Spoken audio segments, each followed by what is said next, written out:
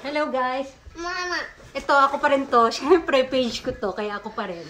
Ito, sasabihin ko lang po sa inyo, yung mga nasa top 10 engagers list natin, yung mga nilabas ko nung isang araw, yung GCash nyo po, sa June 1 ko na po ipapadala kasi po, kasali pa rin po kayo sa wheel spin na gagawin ko po sa June 1 ng umaga. June. Oh, kasama po doon yung yung yun po yung wheel spin ng mga June daw. Wheel spin ng mga hindi nakasali sa natutuyan ako. Na hindi nakasali sa ating top 10. Oh, may mga chance pa rin po sila sa ating wheel spin.